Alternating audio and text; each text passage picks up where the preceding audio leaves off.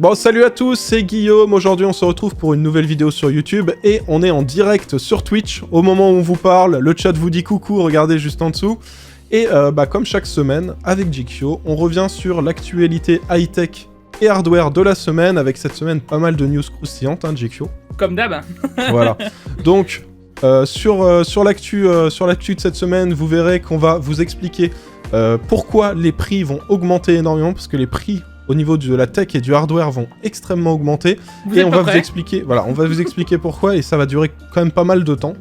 On a aussi des infos concernant AMD, des GPU multi-GPU, donc des cartes graphiques avec plusieurs puces. On va vous expliquer comment ils comptent mettre ça en place.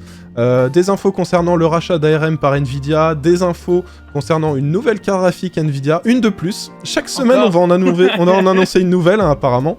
Des infos concernant le Smart Access Memory d'AMD, on va revenir dessus. Les prochaines cartes AMD aussi, qui auraient été un peu décalées. Donc on verra bien ça. On va vous parler aussi des crypto-monnaies. En quoi, quelles cartes vont être en rupture de stock à cause des crypto-monnaies, hein, on va vous expliquer pourquoi.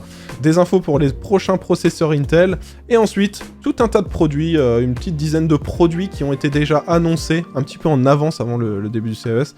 Et voilà, des produits plutôt cool dont on voulait vous parler. Du coup, c'est parti ? Tu sais que juste avec le sommaire, déjà là, ils ont envie de quitter, parce qu'ils savent que c'est pas des bonnes nouvelles, tu vois. Voilà, ils se disant non, ça va mal, on va payer plus cher, il y aura pas de stock. Ouais, bah c'est comme ça, hein, les gars. Désolé. En ce moment, c'est des bonnes nouvelles, désolé.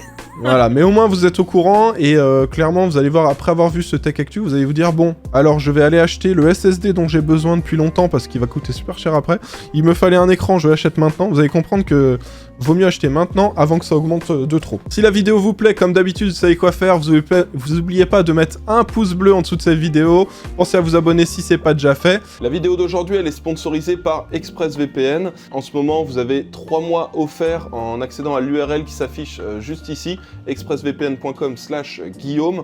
Donc pour ceux qui ne savent pas ce que c'est un VPN, VPN ça veut dire Virtual Private Network, donc un réseau privé virtuel. Ça va vous permettre de vous connecter à un serveur à distance et ça va vous permettre de faire passer toute votre connexion par ce serveur avant d'accéder directement à un site, et ça va vous permettre aussi de crypter toutes ces données là. Ce qui veut dire que quand vous allez vous connecter par exemple à Netflix, vous allez vous connecter d'abord à un VPN qui peut être aux États-Unis, qui peut être en Angleterre, voilà, qui peut être à plein d'endroits différents.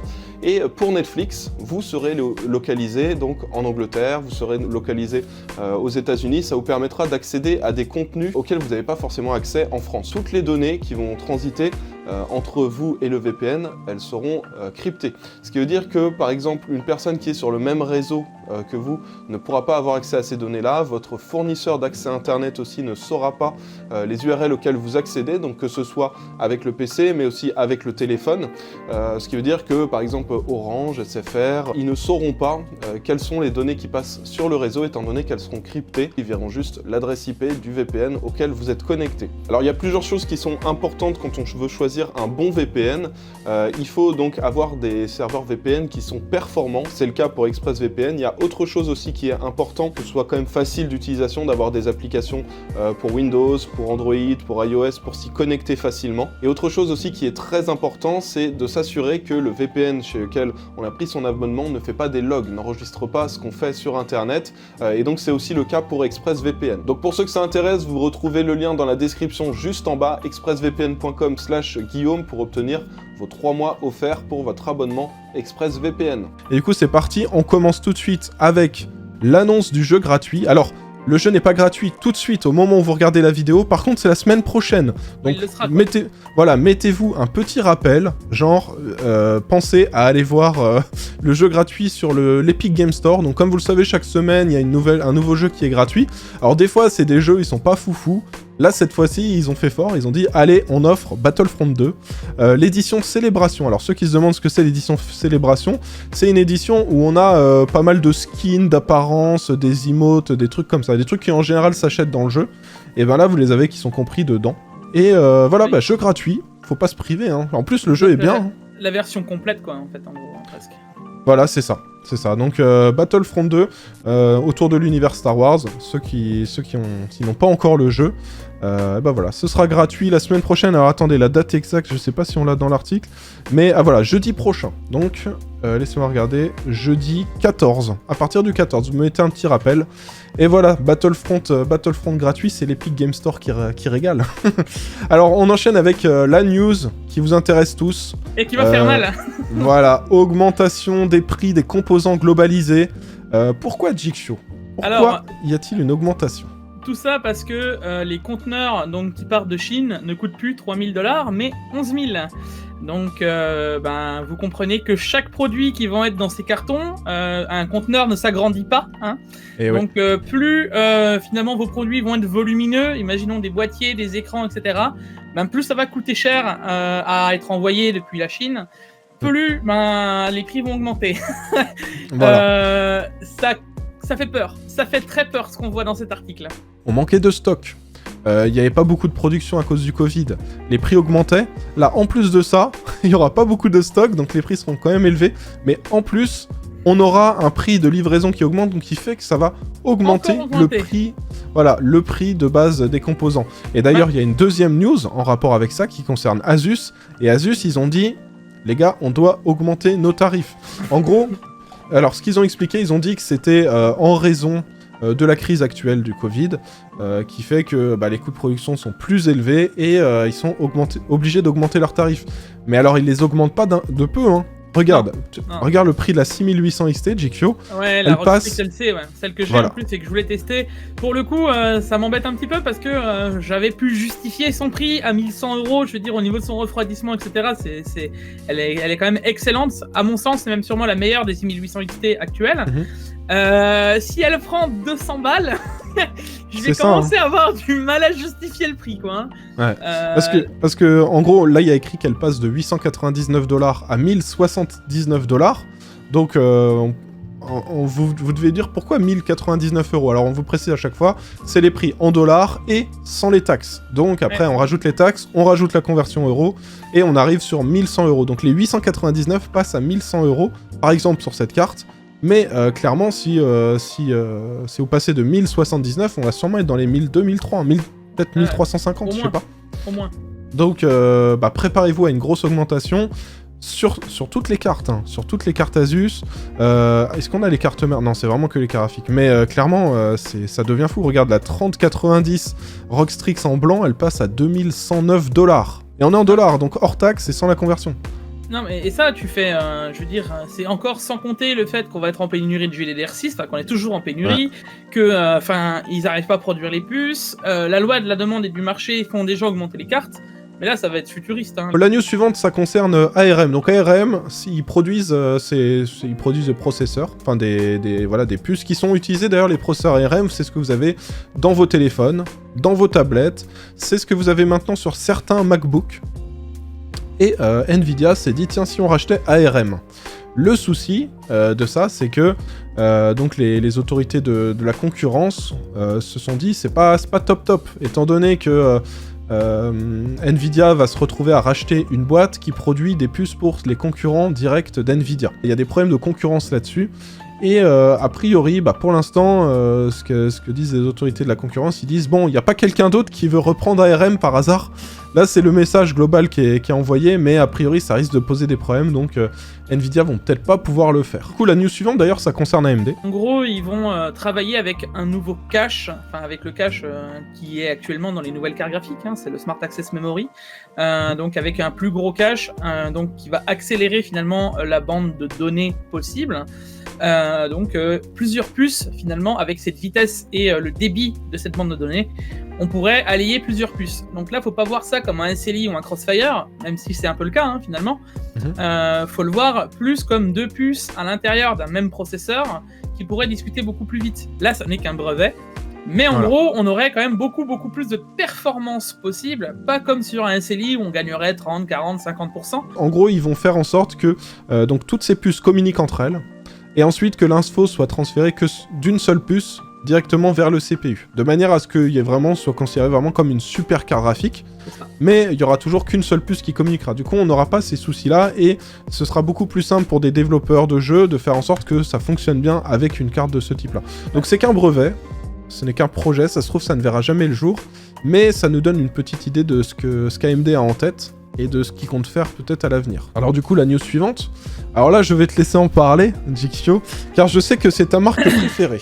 Alors, Je sais que tu adores le nombre de produits qui sortent à la semaine. ces derniers temps, on a le droit à... Alors attendez, je vais vous faire un récap. Je pense que c'est important de faire un récap. Ouais. Donc en premier, on nous a annoncé une 3060. Ensuite, on nous a annoncé une 3060 6 Go, une 3060 12 Go, ensuite une 3060 Ti, puisqu'on l'a déjà sorti, une 3060 maintenant Ultra, puisque là c'est la news, une 3070, une 3070 Super, une 3080, une 3080 Super, une 3080 Ti, une 3090. Il est bon mon poisson. Voilà. Venez. C'est quoi Voilà, il multiplie le nombre de GPU, mais j'ai l'impression que chaque semaine, chaque Tech Actu qu'on fait, il y a une nouvelle carte Nvidia qui est annoncée. Enfin, qui est leakée, donc du coup on sait qu'elle va sortir, que ce sera annoncé au CES. Clairement, celle-là, si elle est annoncée, ce sera au CES. C'est pour ça que je vous disais, venez à la conférence Nvidia, qu'on va vous suivre en direct, parce qu'il y a de moyen qu'on ait la confirmation pour ces cartes-là. Non, c'est impressionnant. On a l'impression d'être sur un marché à vouloir surenchérir d'un GPU tout le temps. Là, je comprends vraiment plus du tout où on en arrive, parce qu'un jour c'est tel nom, un jour, je suis même pas sûr que les marques le suivent en final, puisque les marques, elles déposent des brevets dans des compagnies. Ouais. Pour au final les annuler. Ça a l'air ultra étrange, tu vois. À quand la prochaine 3060 Super Ultra Ti méga de la mort qui tue, quoi. Enfin... Il multiplie les GPU sans que les précédents soient déjà dispo. Donc ça, je pense que c'est ça surtout qui pose le plus problème. On enchaîne d'ailleurs avec une news concernant AMD. On a parlé un petit peu de Smart Access Memory juste avant. Donc un système, une techno qui permet de faire communiquer directement la carte graphique avec le CPU pour faire très simple et pour gagner un peu en perf. Ça a été testé, on vous l'avait dit déjà dans un précédent Tech Actu. Sur certains jeux ça marche très bien, sur d'autres jeux ça fait quasiment rien gagner. Donc côté TechSpot... Même pire en fait. Moi je peux même te dire que j'ai déjà testé une ou deux fois sur certains vieux jeux, tout ce qui va être des X11, etc., t'as même des pertes. Bon, je trouve que c'est quand même plutôt positif, sachant que je pense qu'il n'y a pas encore eu d'optimisation. À terme, les développeurs de jeux vont optimiser, ils vont tout optimiser de manière à ce qu'on gagne un max de performance avec cette techno. Donc voilà, c'est une techno quand même plutôt prometteuse, on verra bien ce que ça donne. D'ailleurs, la news suivante, ça concerne aussi AMD. Les 6700 XT qui sont tant attendus par plein de monde, malheureusement, a priori, seraient décalés jusqu'à fin mars. Donc on a la conférence la semaine prochaine à AMD, je pense qu'ils vont nous en parler, mais on n'aura peut-être pas beaucoup d'infos. À mon avis, je pense qu'ils voulaient faire un lancement là. Et ce qu'on se disait justement, Jikyo, c'est que tu me disais, tu penses que toi, ils attendent d'avoir du stock avant de la sortir, c'est ça ? Ben en fait, si déjà on réfléchit un petit peu, les cartes sont plus récentes, les 6800, 6900. Elles sont sorties après Nvidia, mais si on remarque bien, on en a déjà plus en stock. Je veux dire, si on regarde bien un peu les boutiques à gauche à droite, il y a du restock assez souvent. On a pu récupérer des customs, alors que les customs, on pensait pas qu'elles arriveraient un jour avant, tu te souviens, février. On voit quand même que ça bouge assez rapidement chez AMD, donc je pense que TSMC mettent les paquets doubles derrière, tu vois. Maintenant, est-ce que AMD n'a pas envie de faire une Nvidia finalement en disant, ben voilà, des GPU, mais pas de stock, et faire les déçus? Alors je pense que oui, ils vont attendre un stock, un gros stock et balancer tout. La news suivante, on va passer très rapidement dessus, Jig, c'est au bout de combien de temps sont rentables les cartes graphiques avec les crypto-monnaies, pour miner de la crypto-monnaie, actuellement, avec le prix actuel des cartes et le prix actuel des cryptos. Et en fait, moi, ce que je voulais voir avec ce tableau qui a été fait, on voit qu'on a le délai avant la rentabilité. Au bout de combien de jours, une carte graphique que tu as achetée, elle va être remboursée parce que tu as miné. Et justement, ce classement-là, ça va nous permettre de voir quelles sont les cartes les plus intéressantes pour miner de la crypto-monnaie et de voir un petit peu lesquelles vont avoir le plus de soucis de rupture de stock. On voit que la 3080, au bout de 85 jours, elle est rentable. On voit que la 3060 Ti, au bout de 80 jours, elle est rentable. Les trois aussi importantes à noter, je veux les dire, c'est les 5600 XT, 5700 et 5700 XT, qui, elles, en 91, 79 et 87 jours sont rentables. Donc voilà, c'est des cartes... prévoyez qu'il y ait des manques de disponibilité parce qu'il y a moyen qu'elles soient quand même pas mal achetées, étant donné que là, le prix des crypto-monnaies explose et que de plus en plus de personnes, justement, veulent s'en procurer pour miner. Au final, donc là, on vous annonce qu'on n'aura pas de stock, qu'on annonce plein de cartes, mais qu'on ne sait pas si un jour elles sortiront, et au final, que tout va augmenter, mais en plus, il y a le minage. Ça va bien. Un petit leak concernant Intel. Alors, quelqu'un qui a posté une vidéo sur Twitter On ne sait pas qui c'est, on ne sait pas qui est filmé dans cette vidéo, mais le gars est en train d'overclocker un processeur Intel de génération 11, donc sur une carte mère en Z590, donc que du matos qui n'est pas encore sorti, qui n'a même pas encore été annoncé, et on voit qu'avec son azote liquide là, il a réussi à monter son processeur 8 cœurs à 6923 MHz, donc 6,9 GHz, avec de la mémoire à 6666 MHz, tout ça avec une tension à 1,83 volts. Donc voilà, moi je sais pas ce que t'en penses, mais ça annonce du très lourd, hein, ces prochaines générations de processeurs Intel. Ouais, clairement, sachant que déjà la mémoire s'approche des records actuels de mémoire, donc c'est chaud, hein. Voilà, parce qu'il n'y a pas eu de test encore ultra poussé, je veux dire. C'est pas parce que là, il faut se rendre compte que bientôt Asus va nous faire comme à chaque sortie d'Intel une rencontre avec plein d'overclockers pro à Taïwan, et ils vont faire passer ça, tu sais, pas sous azote liquide, mais sous hélium liquide, voilà. Ouais. Et ils vont battre tous les records comme chaque année. Ouais. et ce sera imbattable.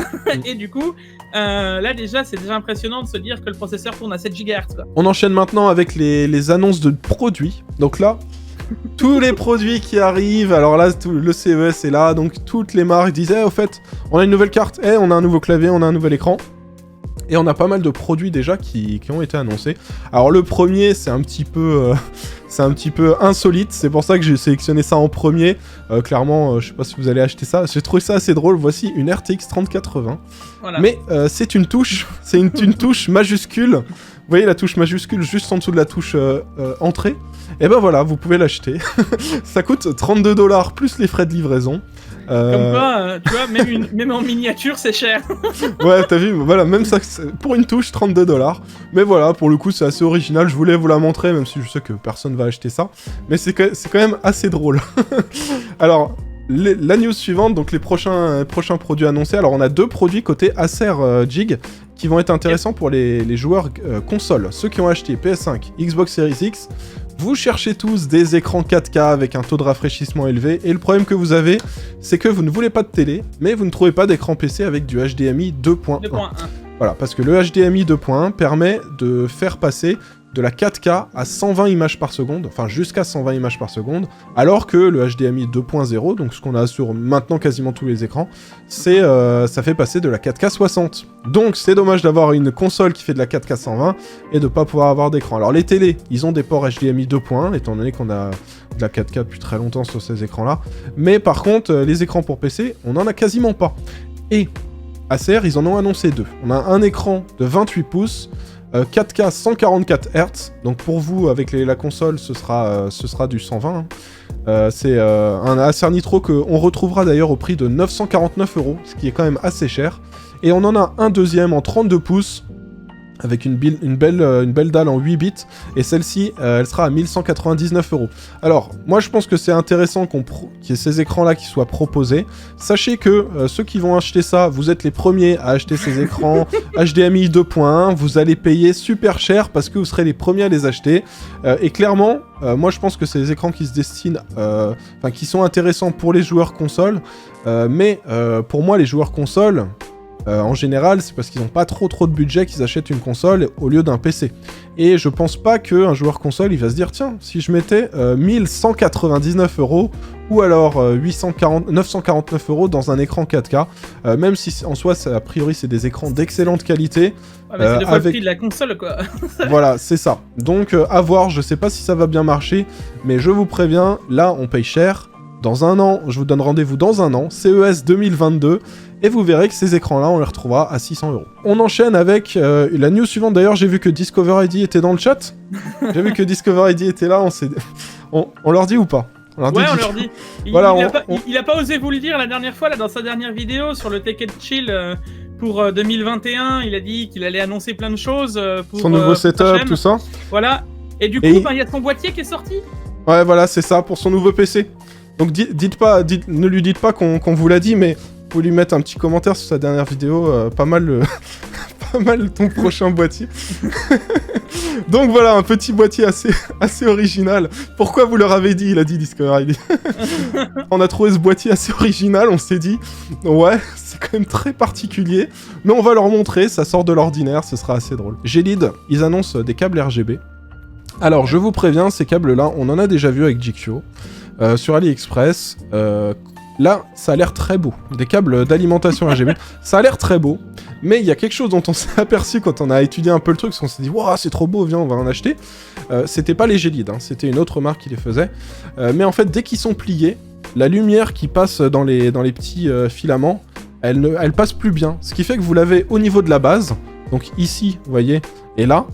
Mais dès qu'ici c'est plié, la lumière passe plus bien ici.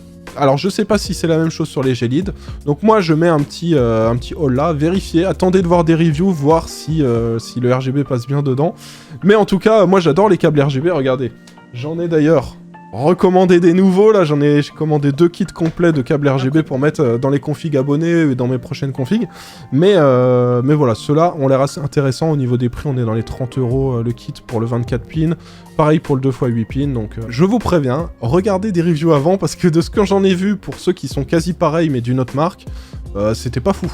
On a des news aussi concernant Thermaltech. Avec le Tower 100. Voilà. Donc ça, j'ai entendu dire que ça pourrait t'intéresser pour un futur boîtier, non? Exactement, Voilà. il a de grandes chances de finir en tant que mon prochain boîtier pour mon PC de stream. Je compte upgrade mon PC de stream, changer complètement le PC de stream pour passer sur une petite config en Intel. J'ai un Intel Core i9 10850K là de côté, et ça va devenir une config de stream. Et je me dis, une petite config mini ITX, ce serait parfait. Et comme par hasard, je cherchais des boîtiers, et là je vois Thermaltech dévoile le Tower 100, sachant que moi j'avais déjà repéré le Tower 900, qui est pareil, mais en énorme, beaucoup plus gros, beaucoup plus large, beaucoup plus haut, et donc là, et que j'avais bien aimé déjà, et là ils sortent une version mini. Alors je me dis, bon, c'est assez spécial, hein, c'est très particulier ce genre de boîtier, je sais que les gens, soit ils vont adorer, soit ils vont dire, mais c'est moche Guillaume, mais voilà, moi je le trouve vraiment réussi. Mais il paraît que c'est Yerect qui te l'a conseillé, non? non, pas du tout. Pas du tout. On continue maintenant avec MSI. Alors MSI, ça va t'intéresser, GQ. Je te laisse parler un petit peu plus de cette news. La MSI, donc Seahawk, hein, vous connaissez MSI, chaque année nous sortent de nouvelles cartes graphiques, donc water-cooled, un peu comme la Asus avec la version EK, donc là ils bossent aussi avec EK Waterblock, et ils nous ont sorti donc 2 versions, une version en AIO et une version donc AIO plus blower d'ailleurs, hein, voilà, en hybride, et une version complètement water-coolée.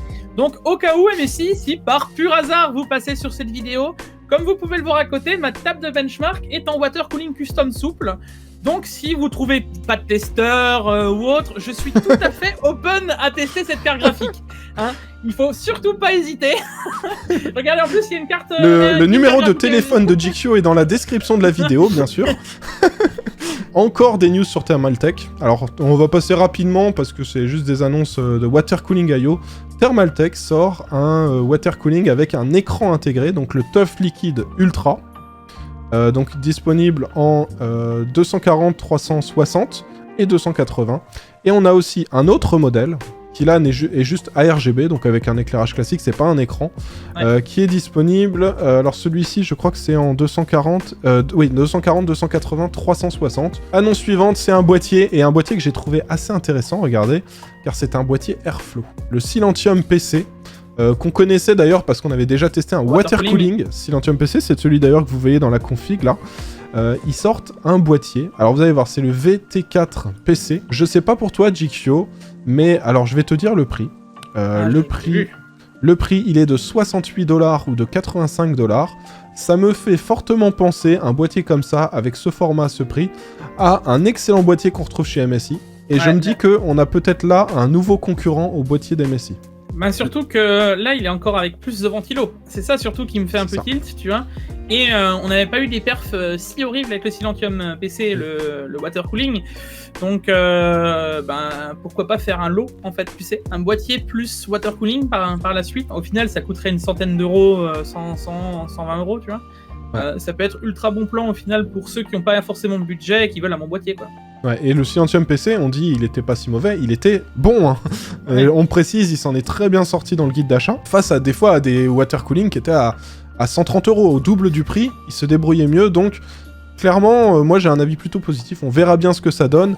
Mais voilà, un boîtier qui me semble intéressant. En plus, il y a une version Full RGB. Pour ceux qui se demandent, le boîtier MSI dont je parlais juste avant, c'est le Max 100M ou le Max 100R.